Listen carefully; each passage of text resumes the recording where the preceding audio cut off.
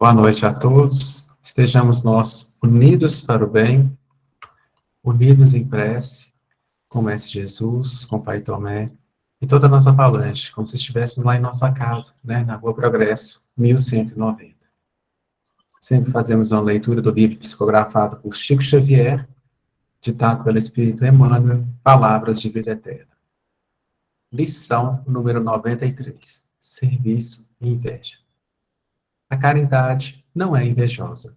Paulo. Primeira carta aos Coríntios, capítulo 13, versículo 4. Muitos companheiros asseveram a disposição de ajudar, em nome da caridade. Entretanto, para isso, exigem os recursos que pertencem aos outros.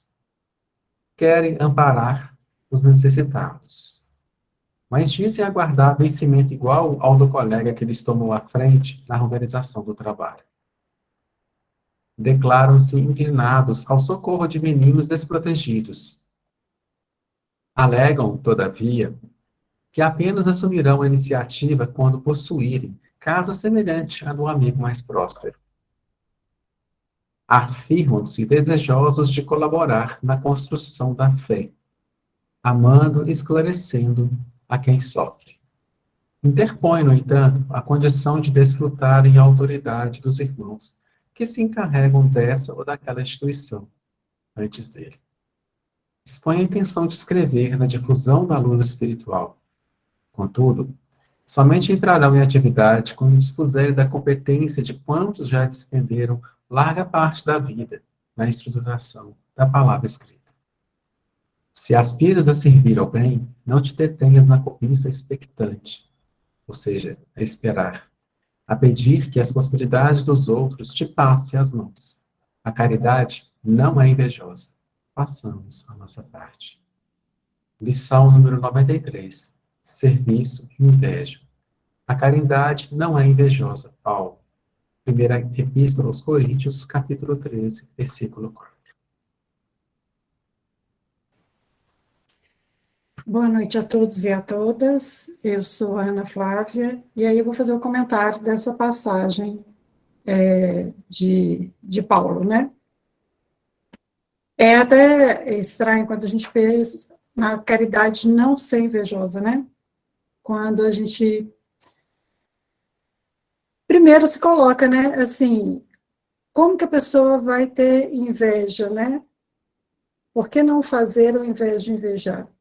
Mas vamos tentar entender, quando Paulo escreve essa primeira epístola, né, aos Coríntios, qual que era o contexto histórico da época. Você sabe que eu gosto de fazer isso, né? Então, vamos lá. Quando que Paulo escreveu, né? Onde que ele estava, quando que ele escreveu? Ele escreveu essa primeira epístola no ano de 55 ou 56 depois de Cristo. Ele estava na cidade de Éfeso, lá na Turquia. Então, ele estava ali, acho que uns 2 anos, para fundar uma igreja.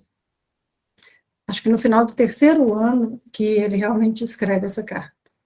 E quando ele escreve essa carta aos Coríntios, né, então ele está escrevendo às pessoas que moravam em Corinto, na Grécia. Por que ele estava escrevendo essa carta para o pessoal que estava na Grécia? Porque ele já tinha passado por lá e já tinha fundado uma igreja na Grécia. E as pessoas lá, onde ele fundou essa igreja, estavam muito perdidos. Por quê? Porque era uma região onde tinha muitos cultos a vários deuses, e a promiscuidade, inclusive nos templos, era muito grande. Então, como as pessoas estavam perdidas na sua fé, ele resolve, então, escrever essa carta como se fosse uma orientação, então, para que as pessoas não se perdessem na real palavra de Jesus, tá? Por isso que ele escreve. E essa epístola, ela colocada aí como caridade, mas quando a gente vê na Bíblia Nova, a palavra caridade ela foi substituída por amor. Alguns concordam, outros não, uma questão de tradução. Mas no Evangelho segundo o Espiritismo, no capítulo 15, consta como caridade, né? Então, caridade e amor não dá para separar. Somente é capaz de fazer a caridade quem realmente ama. Porque a caridade, é uma doação muito grande. Você doa seu tempo, você doa seu dinheiro, é uma doação muito grande. E envolve um pouco de sacrifício da parte de quem faz a caridade. Mas não dá para poder fazer caridade se a pessoa não amar plenamente, mas um amor inteiro, um amor que Jesus veio ensinar para a gente aqui na Terra. Então, é muito comum as pessoas confundirem caridade com filantropia. E muita gente erra nesse processo. Então, vamos tentar entender. Quando que eu vou fazer a caridade? Eu faço a caridade quando eu não estou querendo nada em troca. Quando eu não estou pleiteando absolutamente nada.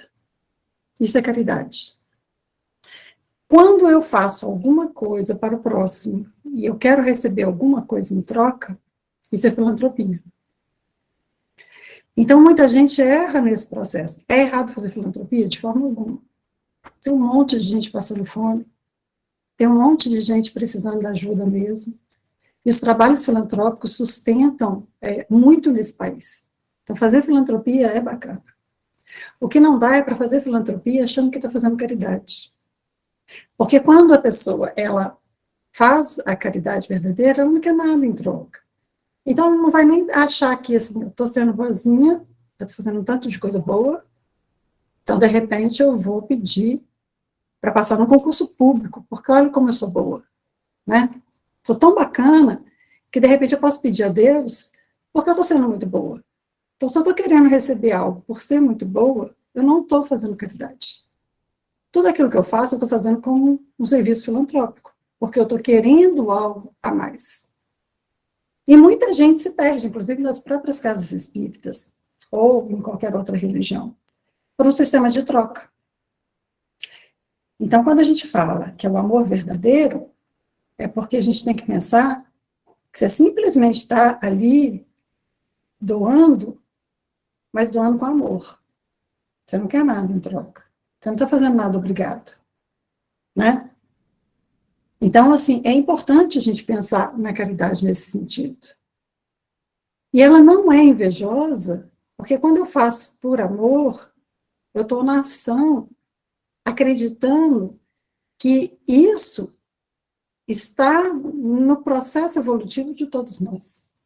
Todos nós um dia vamos chegar nesse processo de fazer a caridade sem querer nada em troca. É quando Jesus fala assim, você dá com uma mão sem querer que a outra saiba aquilo que você está dando. Então, quando você dá sem querer receber, isso é caridade. Quando eu dou querendo receber, isso é filantropia. Porque às vezes eu dou, e aí eu acho que o outro deveria, pelo menos, ficar agradecido. Eu já estou querendo recompensa. Né? Porque eu estou pleiteando ali um valor. E o que agrega valor é filantropia. Então, muita gente fica estagnado também. Porque aí fica pensando assim, então tá, mas eu vou fazer caridade quando? Quando eu tiver uma condição melhor, entendeu? Porque hoje eu não tenho. Quando eu tiver o dinheiro que o outro tiver, aí eu faço caridade. Eu vou fazer caridade quando aposentar, porque o outro faz caridade porque aposentou, tem tempo, eu não tenho, eu trabalho demais. Entenderam, gente, a diferença?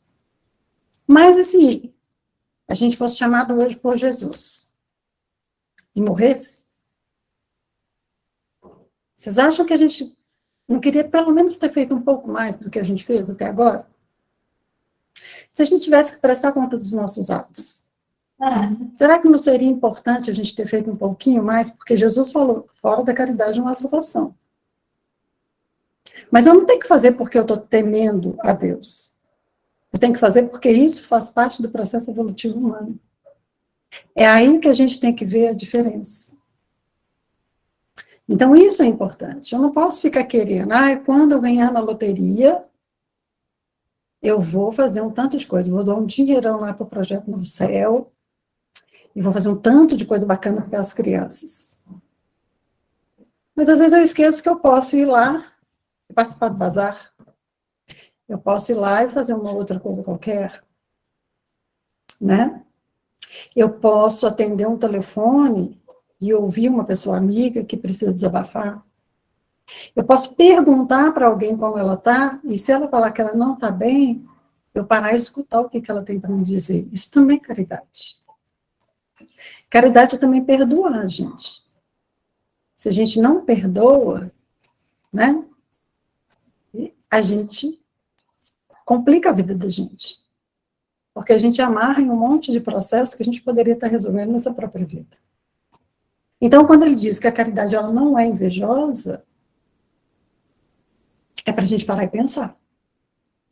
E tem muito que a gente pensar na lição de hoje, para que a gente possa evoluir. Então, meus queridos amigos, eu convido vocês a fechar os nossos olhos, a nos colocarmos no nosso centro, mentalmente, para que a gente possa criar essa união, e pedir a Jesus que comande sempre a nossa vida, que abençoe e proteja cada um de nós, para que a gente possa saber o valor de nós mesmos, para que a gente possa fazer a caridade com o outro, mas que a gente possa também praticar o ato de caridade com a gente. Seja também nos perdoando, nos amando mais, nos respeitando. E que a gente transborde isso para o próximo com um intenso amor no nosso processo evolutivo. Peço, Jesus, por cada um que está aqui presente, que vem com o coração aflito, para que os seus problemas sejam ajudados pelo nosso Mestre. Que a espiritualidade amiga acolha cada um de nós, dentro daquilo que a gente busca, da paz, da serenidade e da saúde. Abençoa, Jesus, as nossas crianças do Projeto Novo Céu. Abençoa as pessoas que estão doentes nos hospitais, as pessoas acamadas, que passaram por processos cirúrgicos, para que tenham recuperação do seu corpo físico, mental e espiritual.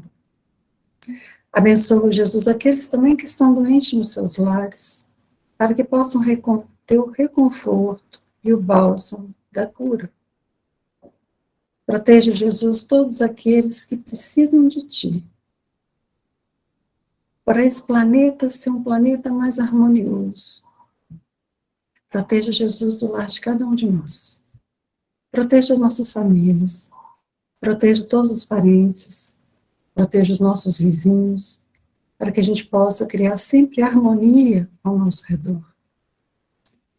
Abençoa, Senhor, para que a gente possa crescer cada vez mais, com saúde, com serenidade, com paz e com alegria no nosso coração por estar servindo na seara do Cristo. Pai nosso que estais no céu, santificado seja o vosso nome. Venha a nós o vosso reino, seja feita a tua vontade, assim na terra como em todos os cantos do universo. O pão nosso de cada dia dai-nos hoje. Perdoai-nos, Pai, as nossas ofensas, assim como nós perdoamos aqueles que nos têm ofendido. Não nos deixe, Pai, cair em novas faltas, mas livra-nos de todo e qualquer tipo de mal. Pois só vós, Senhor, o poder, o reino e a glória para todos sempre. Que assim seja.